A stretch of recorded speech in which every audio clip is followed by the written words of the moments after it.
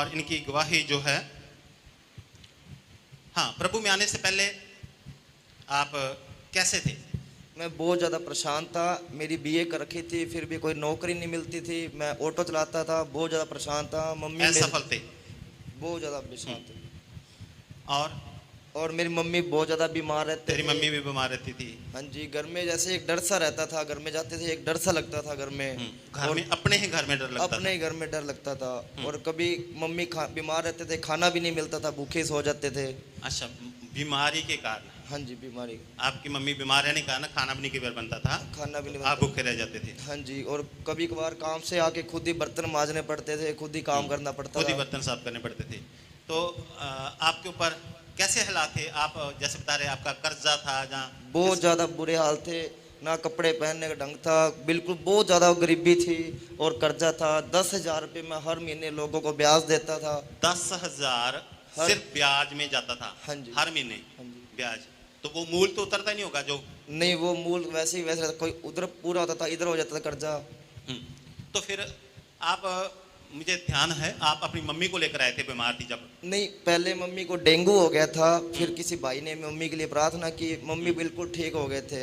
फिर भी मैंने कहा मैं नहीं जाऊंगा, चर्च नहीं जाऊंगा। लेकिन वो भाई ने बोला कि एक बार गवाही दे के आओ प्रभु की, आपकी मम्मी को चंगा किया है। तो मैं पहले संडे गवाही देने आया था, लेकिन मेरे को टाइम नहीं मिला गवाही देने का। फिर मेरे को अच्छा लगा, पहली बार मेरे को शांति मिली चर्च में आके। फिर मैं दूसरे संडे फिर आया, लेकिन दूसरे संडे आते ही मेरे को प्रभु ने छुआ, पवित्र आत्मा मिला मेरे को। फिर प्रभु ने बहुत आगे बढ़ाया मुझे, बहुत आगे। और तो मेरे फिर प्रभु में जब आपने प्रभु यीशु मसीह को ग्रहण किया, प्रभु ने आपके पापों की क्षमा दी। हाँ जी। और आपका उद्धार हुआ, और आपका मेल परमेश्वर के साथ हुआ, और आपने पवित्र आत्मा पाया। हाँ जी, हाँ जी। तो चर्च में आने के बाद कितने दिन बाद आपने बपतिस्मा लिया? मैंने 20 दिन बाद, मतलब 20 दिन बाद बपतिस्मा ले लिया था। और उसके बाद परमेश्वर ने बहुत आशीष दी। फिर मेरे को कार दिलाई, प्रभु ने 2 ऑटो दिलाए, घर में मार्बल लगवाई, काफी पैसा आ रहा था घर में। 2 ऑटो दिए परमेश्वर ने, कार घर में मार्बल लगाया, एक कार ली, और एक बाइक दिलाई प्रभु ने बंदगी में जाने के लिए। फिर उसके बाद बहुत आशीष दी। शादी हुई? मेरी शादी हुई। और पास्टर अमरदीप जी ने भविष्यवाणी की थी कि तेरे एक बेटा होगा, उसका नाम मकाइल रखना है। मैंने उनका नाम मकाइल रखा। भविष्यवाणी से मेरा बेटा दिया प्रभु ने। इनके लिए भविष्यवाणी हुई थी कि तेरे बेटा होगा और उसका नाम माइकल रखना है ना? तो वैसा ही प्रभु ने किया, इनके बेटा हुआ और उसका नाम माइकल रखा। और बहुत अच्छा हम लोगों ने बंदगी रखी थी उस समय। और अभी मैंने सुना है कि आप लॉकडाउन है, और लॉकडाउन में आपने एक नया प्लाट। हाँ जी, प्रभु ने बहुत आशीष दी है। मैंने अपनी मेहनत से एक प्लाट लिया है लॉकडाउन के अंदर भी। लोगों के लॉकडाउन में प्लाट बिक रहे हैं, लेकिन इसने लॉकडाउन में अपना एक प्लाट लिया, इसलिए परमेश्वर का धन्यवाद करते हैं। Thank you Lord Jesus. So हमारे बीच में एक भाई हैं और इनका नाम गुरदयाल है, और आइए हम इनकी एक गवाही सुनते हैं।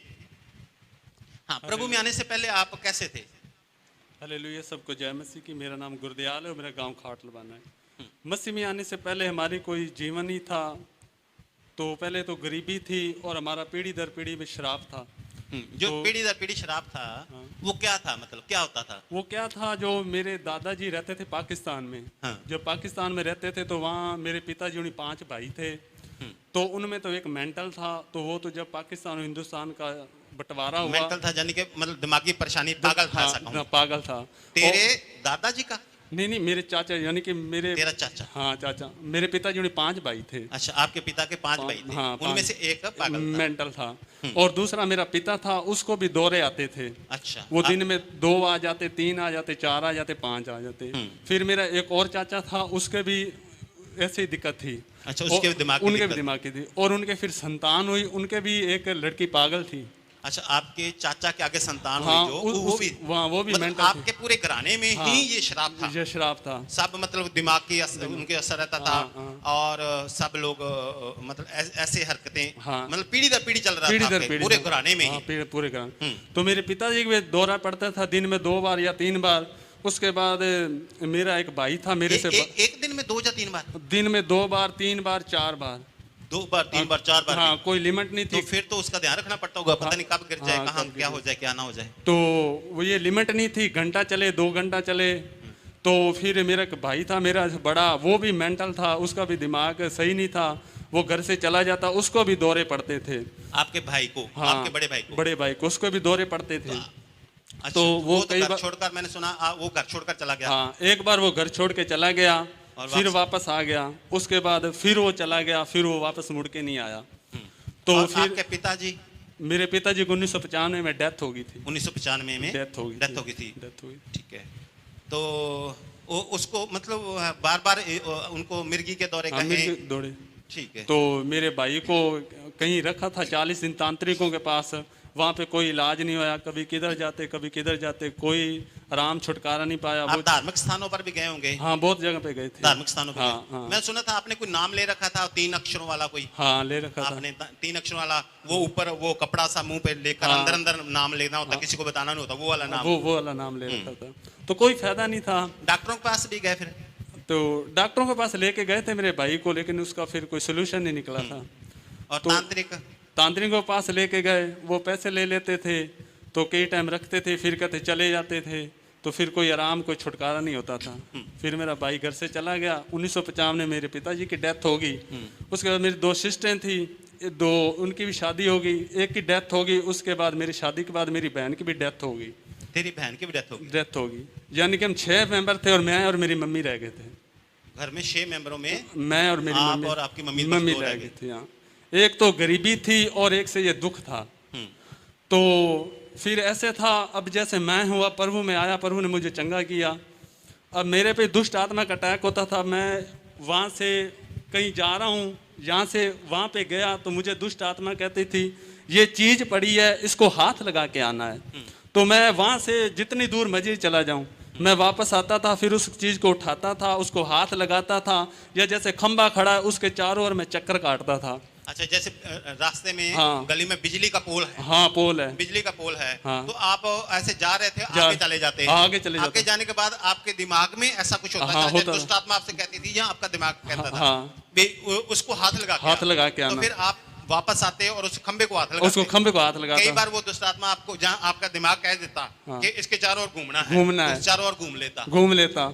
और घर पे जैसे मटका है तो मैं लोटे को उठाता, मैं रखता, मेरी मम्मी कहती ये तू क्या करता है, मैं जूते उतारता, उसको बार बार रखता, कभी क्या करता। अच्छा, मतलब यहाँ से जूते उतारे, फिर वहाँ पकड़ रख लिए। हाँ। मतलब आपके दिमाग पर, मैं सोच रहा हूँ, जो आपके दिमाग पर भी असर था। जैसे वो आपके पिताजी के और आपके चाचों के और आपके खानदान में वो श्राप आप में भी था। हाँ, हमारे भी था। हाँ। तो उसके बाद मेरी शादी हुई 10 मार्च 2003 को। तो हमारे लड़का हुआ मेरी मिसेज को। तो फिर जैसे जैसे लड़का बड़ा होता गया, वो मेरा लड़का अपनी दादी के पास ही सोता था, हमारे पास नहीं सोता था। तो जैसे जैसे बड़ा होता गया तो मेरी मम्मी ने कहा भी जैसे हमारे पहले हालात थे वैसे फिर होने लगे हैं। जो संदीप है, मेरे लड़के का नाम संदीप है, तो कहता मेरे पास रात को जब सोता है ना तो उसके पाँव वैसे हिलते हैं जैसे दुष्ट आत्मा अटैक कर रहा है, ऐसे हिलते हैं, पूरा कांपता है। तो मेरी मम्मी ने कहा हमने तो बहुत दुख देखे हैं, आधी जिंदगी गरीबी में निकल गई, आधी जिंदगी ये दुखों में निकल गई है, तो कोई बहुत परेशान है। हम गरीब हुआ करते थे, हमारा एक ही मकान था, वो भी कच्चा मकान था। एक मकान का मतलब एक कमरा था? एक कमरा था, वो भी कच्चा था। तो इनका एक ही कमरा था और वो भी कच्चा था, कच्चा कमरा था। हाँ। और मुझे यहाँ तक पता है कि आपके बाहर का गेट भी नहीं लगा था? हमारे गेट नहीं लगा होता, जैसे एक दीवार इधर से आ रही है, एक दीवार इधर से आ रही है। हाँ। जैसे बीच में गेट होता है वो गेट नहीं होता था, बीच में डंडा लगाया। वो बीच में जैसे डंडा लगाते थे ना आज 20-25 साल पहले, जैसे मान ले वो खड्डे से इधर से और इधर से करके बीच में लाठी लगा देते थे। तो वो वैसे लगाते थे। तो वैसा पहले शुरू में ऐसा करते थे। तो फिर तेरी मम्मी ने तो बहुत मुश्किल से आपको पालना होगा। हाँ, क्योंकि आपके पिता की डेथ हो गई और ये पीढ़ी दर पीढ़ी शराब चला रहा था। हाँ। और फिर आपको, आपके लड़के जब बीमार हुआ, आपका बेटा बीमार हुआ, तो आपको ये डर हो गया ये तो हमारे पूरे खानदान में ये सब कुछ हो रहा है और ये आगे भी आगे पीढ़ी में भी चलता रहेगा, चला जाएगा। तो तांत्रिकों के पास गए, किसी से कोई आए, उन्होंने घर में किया, ये लेके आओ वो लेके आओ, फिर उन्हें किया, लेकिन उससे कोई छुटकारा नहीं हुआ। मेरी माँ परेशान थी, तो मुझे कहती अब हमारे इससे तो नहीं। इसको जो लड़के को आपने डॉक्टर को दिखाया, डॉक्टर क्या कहते थे? डॉक्टर गिरी डॉक्टर को दिखाया था। वो गिरी डॉक्टर को दिखाया। एक तो ये लड़का कमजोर रहता था। कोई नहीं, अपने नाम नहीं लेना किसी डॉक्टर का। अच्छा, हाँ, कोई बात नहीं। कमजोर रहता था लड़का, कमजोर रहता था। एक उसका ब्लड नहीं बनता था। और उसके कहते थे जी इसका दिल का वाल जो छेद है इसमें ये कमजोर है। अच्छा।